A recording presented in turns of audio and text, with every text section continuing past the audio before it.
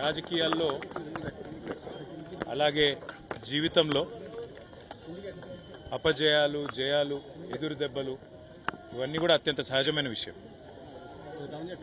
దురదృష్టం ఏమంటే ఇవాళ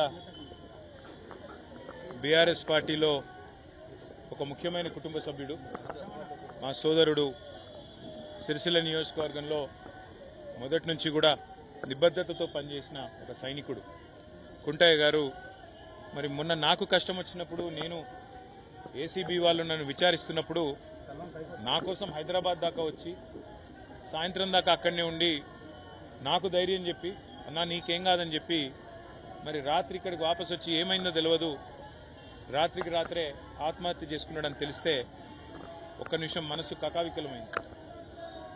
వారి కుటుంబాన్ని ఈరోజు కలిసిన తర్వాత నిజంగా కూడా బయట రాజకీయ నాయకులంటే ఏదేదో ఊహించుకుంటారు, కానీ బయటికి ఎంత గంభీరంగా కనబడ్డా లోపల దుఃఖాన్ని దాచుకొని లోపల కష్టాన్ని కూడా అదిం పెట్టుకొని ఒకవైపు ప్రజల కోసం పనిచేస్తూ మరొక వైపు తమ కుటుంబాన్ని కూడా కాపాడుకునే క్రమంలో ఒక ఒత్తిడికి లోనై మా సోదరుడు దురదృష్టవశాత్తు ఆత్మహత్య ప్రయత్నం చేయడం జరిగింది. తెలవంగానే నేను మా మండల పార్టీ అధ్యక్షులు గజబింకర్ రాజన్న గారికి, మా జిల్లా పార్టీ అధ్యక్షులు తోటాగయ్య గారికి ఫోన్ చేసి అర్జెంటుగా అత్యవసరంగా అవసరమైతే హైదరాబాద్ షిఫ్ట్ చేస్తారా, లేకపోతే ఎల్లారెడ్డిపేటలో ఉండే మన అశ్విని హాస్పిటల్ తీసుకుపోయి, ఎందుకంటే అక్కడ పాయిజన్ కేసులు ఎఫెక్టివ్గా ట్రీట్మెంట్ ఇస్తారని తెలుసు, మీరు వెంటనే తీసుకుపోండి అంటే వాళ్ళు కూడా పాపం శాయశక్తుల ప్రయత్నం చేసింది. దురదృష్టవశాత్తు కిడ్నీలు ఫెయిల్ కావడం, దురదృష్టవశాత్తు కుంటయ్య గారిని కాపాడుకోలేకపోవడం జరిగింది. కానీ ఆ కుటుంబానికి అన్ని రకాలుగా ఆ ఇద్దరు పిల్లల చదువులు, వారి పెళ్లిళ్ళు, ఆ ఇద్దరు పిల్లలు, వారితో పాటు వారికి ఉండే ఇతర సమస్యలు అన్నింటినీ కూడా నేను చూసుకుంటానని చెప్పి వారి కుటుంబానికి నేను మాటిచ్చిన.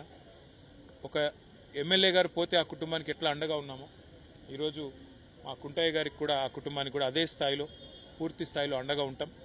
వారు మాకు ఇచ్చిన వారి సహచర్యం కానీ, వారు మాతో పాటు కలిసి గడిపిన సమయం కానీ, అదేవిధంగా వారు పార్టీకి చేసిన సేవలు కానీ ఇవన్నీ దృష్టిలో పెట్టుకుని ఆ కుటుంబానికి మొత్తం బీఆర్ఎస్ పార్టీ జిల్లా నాయకత్వం మొత్తం అండగా ఉంటుంది. పూర్తి స్థాయిలో ఆ కుటుంబాన్ని ఆదుకుంటాం, పూర్తి స్థాయిలో ఆ కుటుంబాన్ని కాపాడుకుంటామని చెప్పి తెలియజేస్తూ అధికారులను కూడా నేను కోరుతా ఉన్నా. ఇవాళ పోలీస్ స్టేషన్లు సెటిల్మెంట్ల అడ్డాలుగా మారిపోయినాయి. పోలీసులు అదేవిధంగా ఇతర అధికారులు ఒకటే పని పెట్టుకున్నారు, కాంగ్రెస్ నాయకులు ఏం చెప్తే చేయాలా అన్నట్టుగా విచ్చలవిడితనం ప్రదర్శిస్తూ ఉన్నారు. ఇది మంచిది కాదు. రాజకీయాల్లో గెలుస్తాము ఓడతాం, మేము కూడా 10 ఏళ్ల అధికారంలో ఉన్నాం, కానీ గింత లేకి పనులు గింత చిల్లర పనులు ఎన్నడూ కూడా చేయలేదు. ఇకనైనా ఇలాంటివి కాకుండా, ముఖ్యంగా ఎక్కడైనా కంప్లైంట్ వస్తే కుంటయ్య గారు కంప్లైంట్ చేసినారు, నాకు రావాల్సిన డబ్బులు ఇవ్వకుండా నేను సతాయిస్తున్నారని, ఉల్టా ఆయన మీద కేసు బనాయించారు.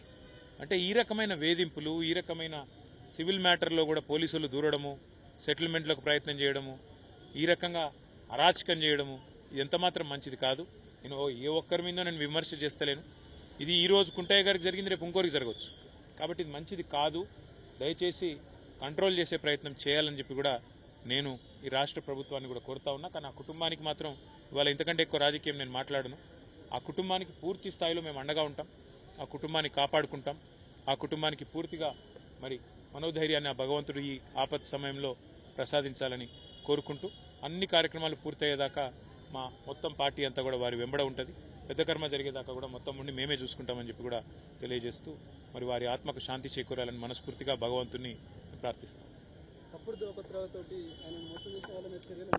ఖచ్చితంగా ఉండాల్సిందే. అవసరమైతే కోర్టుకు కూడా పోతాము, అవసరమైతే ఉన్నతాధికారుల దృష్టికి కూడా తీసుకొని పోయి తప్పకుండా ఈ విషయంలో పోరాటాన్ని మాత్రం కొనసాగిస్తాం. కుంటయ్య గారికి ఏ విషయంలో అయితే ఆయనకు అంత క్షోభ కలిగిందో ఆ విషయంలో న్యాయం జరిగేదాకా ఆ కుటుంబం కూడా మేము